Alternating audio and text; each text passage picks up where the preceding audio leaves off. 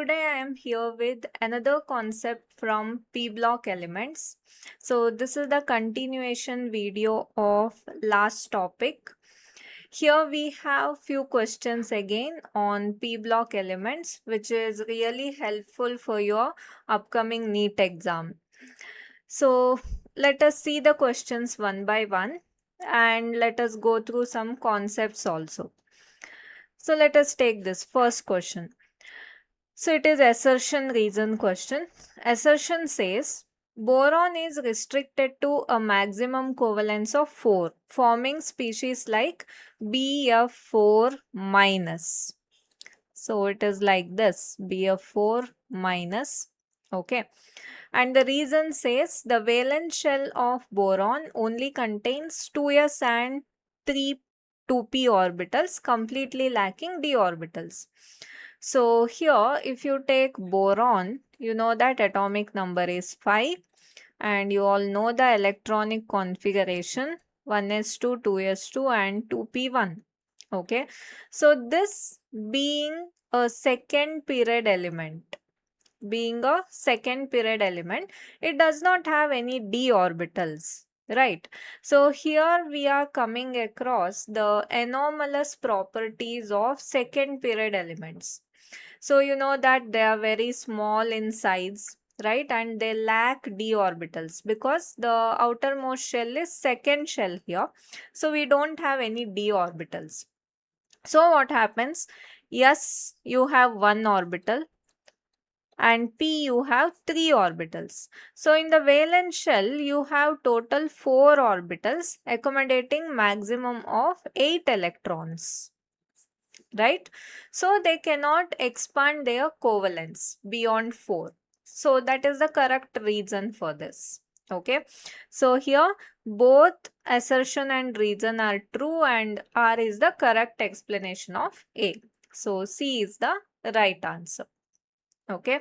So here this particular concept is very important, anomalous behavior of second period elements. Yeah, let us see one more question.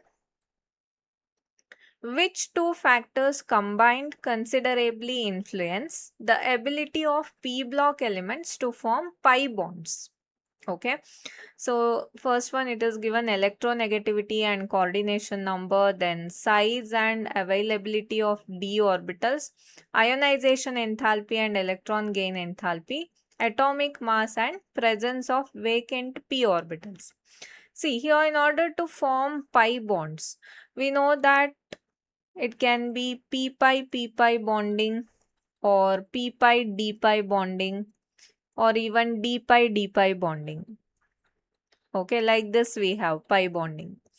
So, you know, if you take second period elements, they'll form this p pi or sometimes p pi d pi if other elements have d orbitals.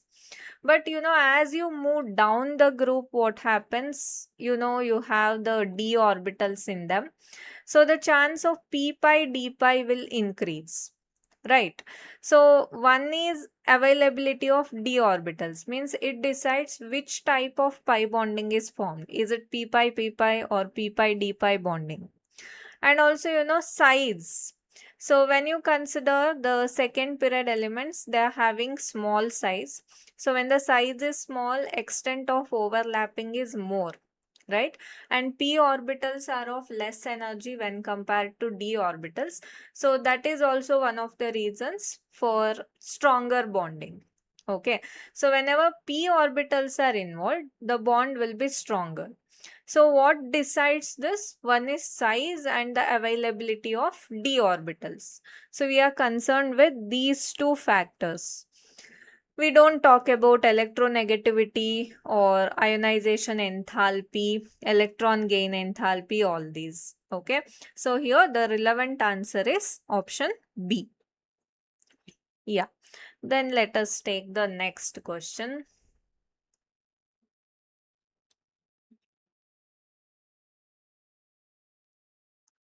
Okay. Third one. So it is statement type question. Statement 1 says the heavier p block elements do not form pi bonds at all. And statement 2 says the pi bonding in heavier elements involves d orbitals.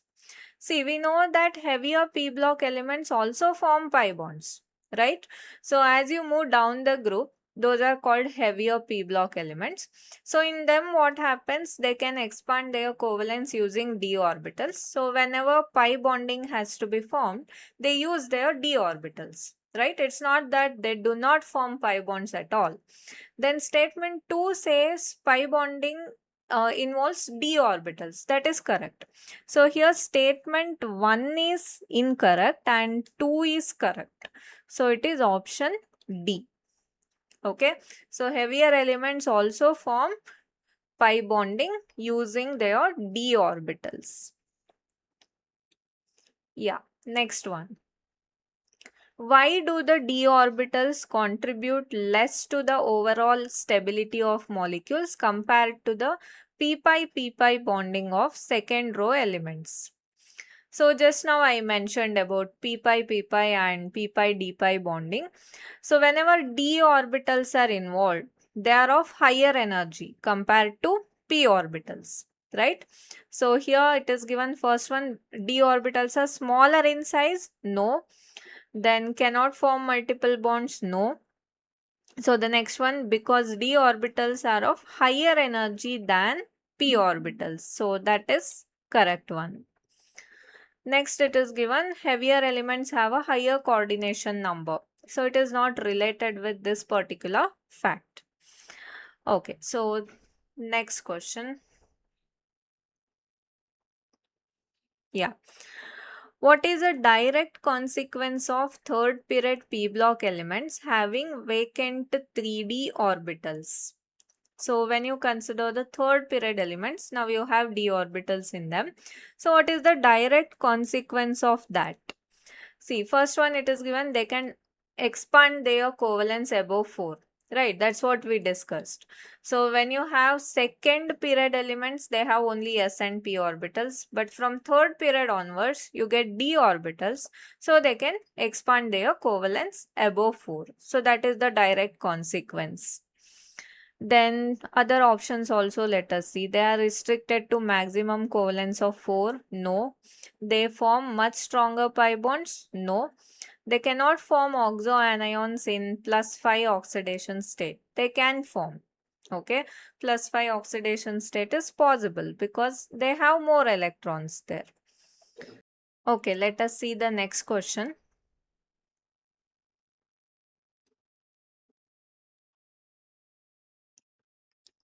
Yeah. So here assertion says the coordination number in species of heavier p block elements may be higher than for the first element in the same oxidation state. And the reason says the availability of d orbitals allows heavier elements to accommodate more bonds. So you already know about this reason, right? For example, when we have 3s, 3p and 3d orbitals, you know that if you have only 3s and 3p, maximum covalence will be 4, right? So as they have 3d orbitals, they can expand their covalence here. So reason is correct here, right? And let us see the assertion now. The coordination number in species of heavier p block elements may be higher than for the first element.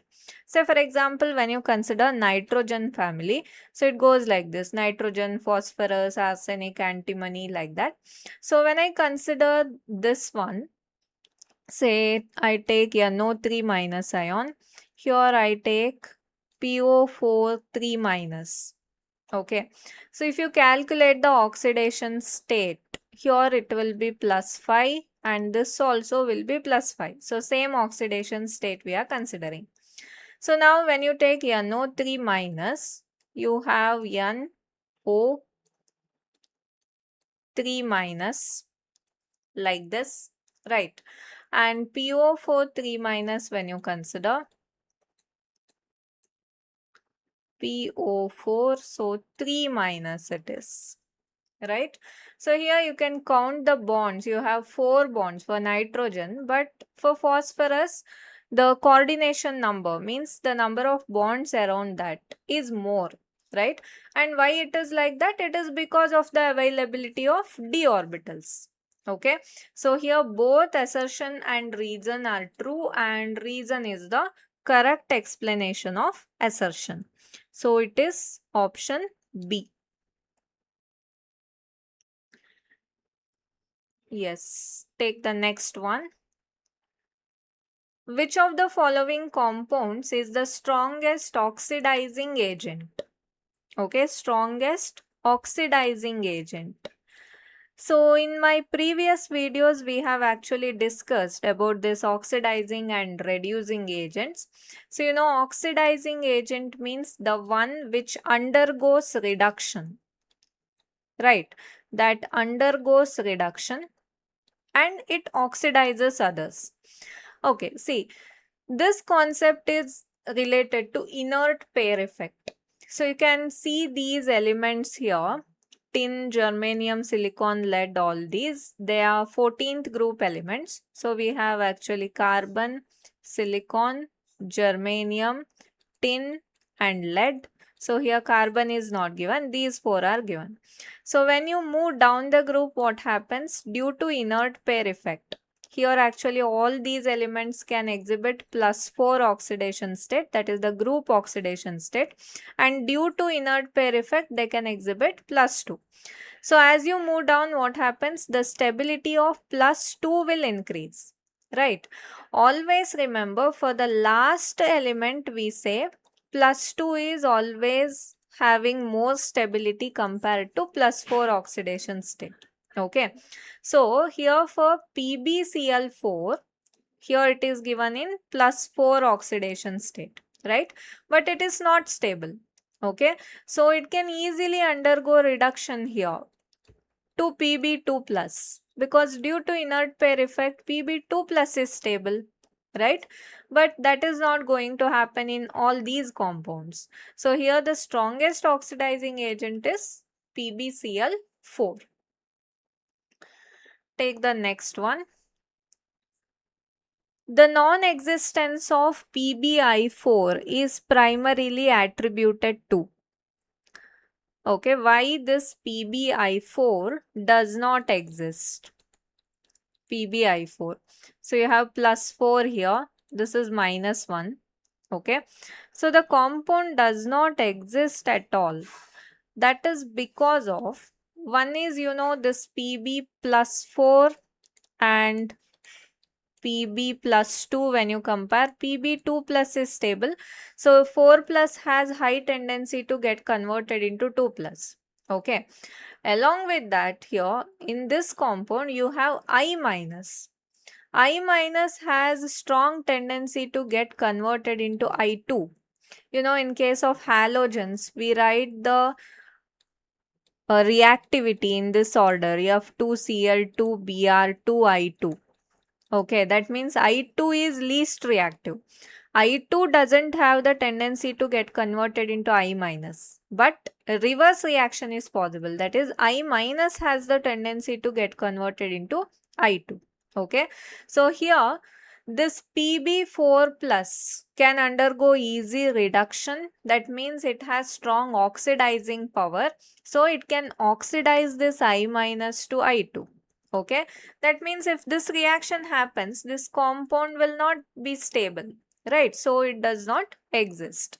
So this is the right answer here: highly reducing nature of I minus and strong oxidizing power of Pb4 plus.